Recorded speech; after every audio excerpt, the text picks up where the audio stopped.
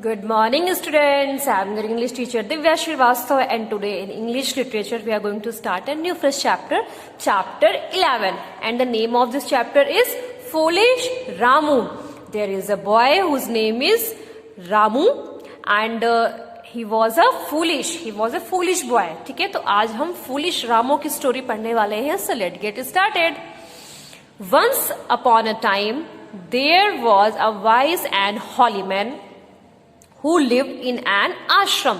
एक बार की बात है, एक बुद्धिमान और एक धार्मिक, होली मतलब धार्मिक पवित्र आदमी था जो कि एक आश्रम में रहता था. High up in the mountains, पहाड़ों के ऊपर एक आश्रम था जिसमें एक होली और धार्मिक और पवित्र और समझदार आदमी रहता था. He had several followers who came to him to study. उसके पास बहुत से उसके फॉलोअर्स जो उसके शिष्य होते हैं या जो उसको फॉलो करते हैं, अनुयायी जिसको बोलते हैं, उनका अनुसरण करते थे. ठीक है, तो उनके ऐसे बहुत सारे, सेवरल मतलब बहुत सारे, तो उनके बहुत सारे फॉलोअर्स थे जो उनके पास पढ़ने के लिए आते थे. He taught them about God and all that God had created. वो उनको क्या पढ़ाते थे? भगवान जी के बारे में पढ़ाते थे और भगवान ने जो भी चीजें इस अर्थ पे बनाई थी उनके बारे में उसको ज्ञान देते थे. One day, one of his student Ramu asked, Guruji, please tell me where is God. एक दिन उनका एक शिष्य था जिसका नाम क्या था? रामू. यस, उसने क्या पूछा?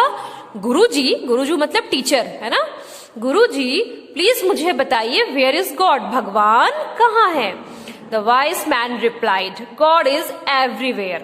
उस बुद्धिमान आदमी ने यानी गुरुजी ने क्या जवाब दिया, क्या रिप्लाई किया? God is everywhere. भगवान सब जगह है. He is in everyone. वो हर एक किसी में है. He is in all the animals and birds and things living on this earth. He is in everything. उसने आदमी ने क्या बताया कि वो भगवान सारे जानवरों में है, सारे पक्षियों में, जितनी भी इस दुनिया में, जितनी अर्थ मतलब पृथ्वी, ठीक है, धरती, इस धरती पे जितनी भी लिविंग थिंग्स है, जितनी भी चीजें हैं, चाहे एनिमल्स हो, चाहे बर्ड्स हो, चाहे ह्यूमन हो, सब में क्या है? भगवान है. He is in everything. वो हर एक किसी में, हर एक चीज में है. Ramu went away quite satisfied that God was in him everything else. Ramu वहां से चला गया काफी सेटिस्फाइड होके, संतुष्ट होके इस जवाब से. क्वाइट मतलब क्या होता है? काफी संतुष्ट होकर, सेटिस्फाइड होके वो वहां से चला गया कि God was in him and everything else, कि भगवान उसमें है और हर एक चीज में भगवान है. Later as he was going home he saw an elephant charging towards him. जब वो अपने घर जा रहा था बाद में, तो उसने क्या देखा कि एक जो हाथी है वो उसकी तरफ भागा आ रहा है. चार्जिंग मतलब आक्रमण करने के लिए या गुस्से में उसकी तरफ आ रहा है. किसकी तरफ? टुवर्ड्स रामू की तरफ. द महावत बिगेन शाउटिंग. महावत कौन होता है? जो एलिफेंट की टेक केयर करता है, हाथी के साथ रहता है, ठीक है, उसको हम महावत बोलते हैं. वो उसने चिल्लाना शुरू किया. क्या चिल्लाया उसने? Hurry, get out the way, जल्दी से रास्ते के सामने से हट जाओ. This elephant had gone mad and will hurt you. ये हाथी पागल हो गया है और अब ये तुमको नुकसान पहुंचा देगा. But Ramu thought about the Guruji's teaching. लेकिन रामू ने क्या सोचा? गुरुजी ने जो उसको पढ़ाया था उस टीचिंग के बारे में सोचा. और सेड टू हिमसेल्फ, उसने खुद से क्या बोला कि गॉड इज एवरीवेयर, भगवान तो सब जगह है. God is in me, God is in also an elephant, भगवान तो मुझ में भी है और इस हाथी में भी भगवान जी होंगे. And surely God will not hurt one in whom he lives. और भगवान जिसमें रहते हैं वो दूसरे को कैसे हर्ट कर सकते हैं? मतलब अगर हाथी में भगवान जी हैं और मेरे में भगवान जी हैं, तो वो जिसमें वो खुद रहते हैं उसको कैसे हर्ट कर सकते हैं? तो वो क्या श्योर था कि आई एम श्योर दैट कि elephant will not do anything to me, कि वो जो हाथी है वो रामू के साथ कुछ नहीं करेगा, रामू को कुछ नहीं करेगा. वो इस चीज के लिए बिल्कुल श्योर था. And so Ramu stood where he was. और रामू वहीं खड़ा रहा जहां वो था. The elephant seeing him in its path picked Ramu up in its trunk and threw him.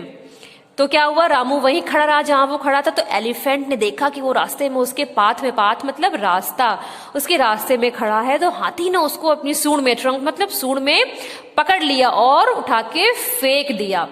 Luckily Ramu landed in a stack of freshly cut grass and got saved from being badly hurt. Ramu, ये मतलब उसका luck था, भाग्य था कि वो बच गया, उसी किस्मत थी कि रामू कहाँ जाके गिरा, लैंड कहाँ पे लैंड हुआ, stack of freshly cut grass, बिल्कुल ताजी ताजी हरी घास काटी गई थी तो उसका स्टैक था, स्टैक मतलब पाइल यानी कि ढेर, ढेर में जाके गिर गया। And got save from being badly hurt, और बुरी तरह घायल होने से, बुरी तरह हर्ट होने से बच गया। But he was still confuse about his guru's teaching, but अब वो बहुत ज्यादा कंफ्यूज हो गया था कि गुरु जी ने जो सिखाया था, पढ़ाया था, उनकी टीचिंग को लेके बहुत ज्यादा वो कंफ्यूज हो गया था।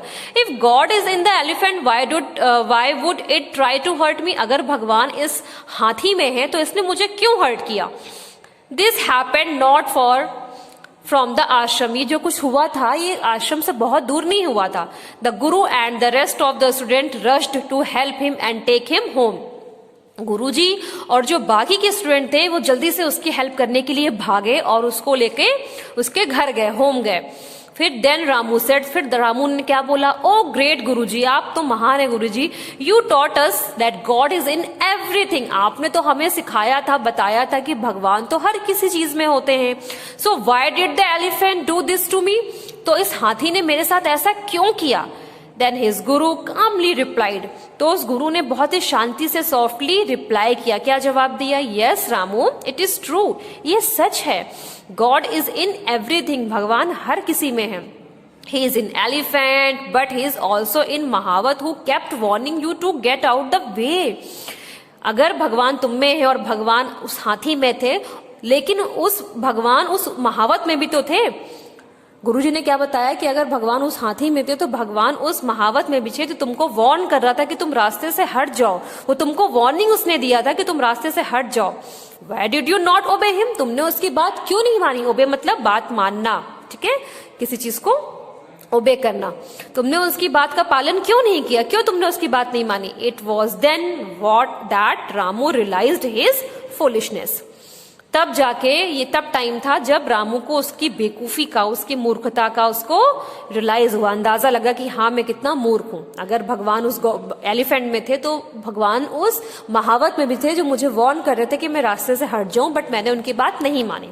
It was then Ramu realise his foolishness, और तब रामू को अपनी बेकूफी रियलाइज हुई। This story of a foolish Ramu is completed here. I hope आपको चैप्टर समझ में आया होगा. In next video we will start a new fresh chapter. Okay, thank you students.